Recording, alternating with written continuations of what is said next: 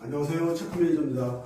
오늘은 그 셀프 점검, 스스로 셀프 점검이 좋은가 아니면 업체에 의뢰를 해서 하는 게 좋은가라는 사실 문제를 놓고 볼 때 쉬운 문제는 아닙니다. 그러나 이제 객관적으로 볼 때는 업체에서 그 점검을 해서 내놓은 결과물들이 많다는 것은 인정을 합니다. 그래서 시청자분들께서는 이 세대와 같은 사례를 설명을 드릴 때 보시고 어떤 것이 더 좋을지는 스스로 판단하시기를 바라고요. 그래서 그런 의미에서 몇 가지 중대한 하자에 대해서 설명을 드리고 그 다음에 혹여나 셀프 점검하실 때 도움이 될까 해서 말씀을 드리겠습니다.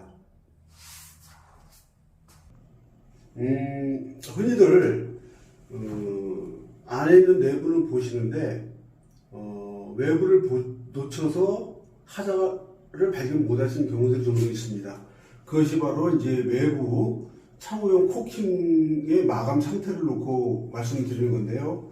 일반적으로 코킹은 그 외부용 창호용이 있고 석재용이 있고 그 다음에 판넬용 여러 가지가 있습니다. 근데 이제 여기는 창호용을 써야 되겠죠. 창호용을 도포를 해서 실리콘을 마감을 해야 되는데 창호용을 안 하고 다른 거 하면 어떨까? 그건 걱정하지 마십시오. 왜냐하면 창호용이 가장 싸기 때문에 일반적으로 100% 창호용을 할 수밖에 없습니다. 근데 이제 문제는 뭐냐면 그 창호용 그 코킹을 마감을 도포를 안 해서 어떤 결과가 벌어지냐면 부실하거나 혹은 누락이 되면 어떤 현상이 벌어지냐면 바로 이와 같이 누수가 발생이 됩니다. 여기 보면은 물이 들어왔죠.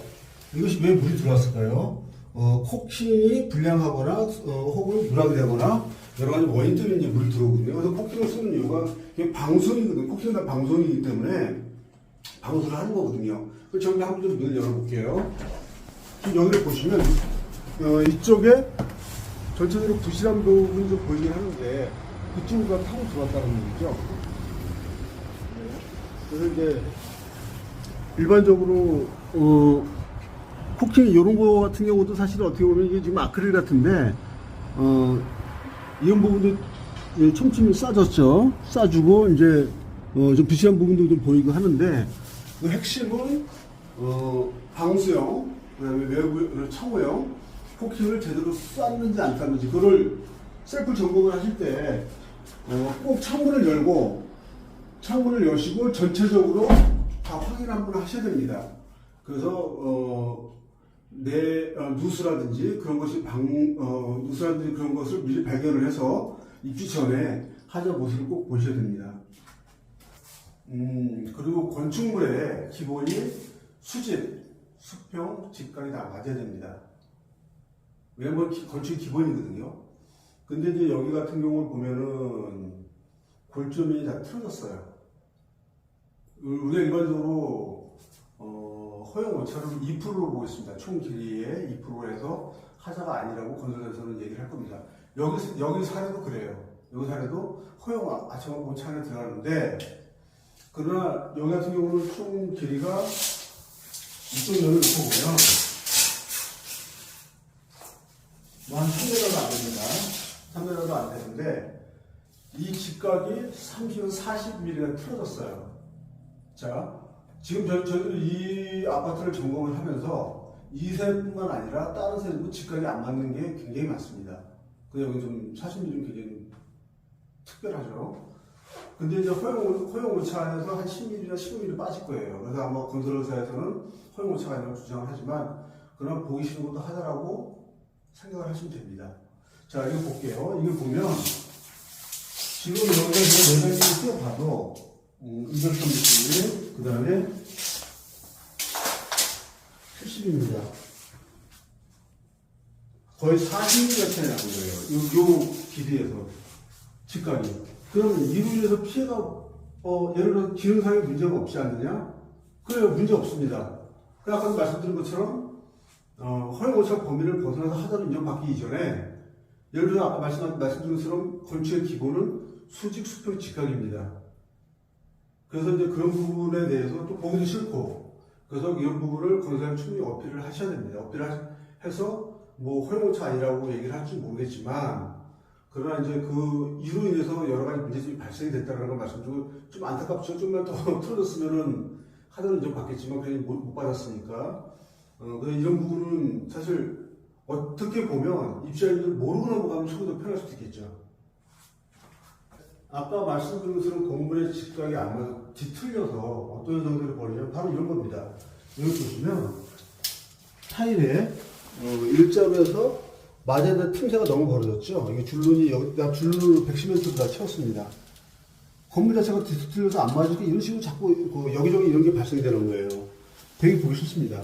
그리고 예를 들어서 이런 부분들은 이제 그 디딤돌 같은 경우는 이미 재단을 해왔기 때문에 이거는 길이를 줄이고 넓힐 수가 없겠죠. 그럼 거기에 어차피 딱 맞춰야 되니까 좀 이런 상황이 벌어지고요. 앞서 같은 맥락인데 보이는 곳곳에 이런 식으로 틈새가 너무 많이 발생했습니다.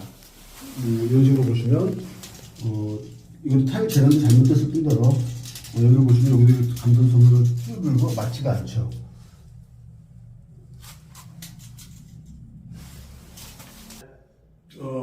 그게 이제 횡단면이나 중단면 지각이 안 맞는 부분도 있지만 여기처럼 거실인데도 불구하고 이것도 수직이 안 맞습니다. 수직이 많이 지금 다 한쪽으로 이쪽으로 윗부분이 누웠습니다. 우측으로 이런 부분도 있고 이러다 보니 이게 골조가 이게 하다 보니 이 차고조차 다 틀어졌습니다. 다 기울었다는 얘기죠. 그래서 이제 이런 부분들이 사실 아까도 말씀드린 것처럼 입주자님들이 이렇게 내 집이 이렇게 했다라는 거는 적어도 알고 알아야 되는 거죠. 그러니까 내 집이 뭐 어떤 상황인지 모르는 것보다는 아시는 게 낫다라고 생각을 저는 하고 개인적으로 건설사 측에다도 한번 어필을 해볼 필요는 있다는 얘기입니다. 그리고 이게 이제 드라이브 같은 경우는 거의 뭐 틀어진 경우는 없습니다. 직각이 거의 다 맞는데 골조 자체가 이 원인이 여러 가지가 있습니다. 한마디로 요약을 하자면 관리 부재입니다. 시공할 때 관리자들의 관리 부재, 그 다음에 이제 그 전문건설업체, 그러니까 협력업체에서도 이 부분에 대해서 그 나온 소상이라든지 그 기능들의 숙련도가 많이 떨어진 거죠. 그래서 이제 이런 것들이 이제 발생이 좀 돼서 좀 안타까워서 제가 또 동영상을 잡았습니다.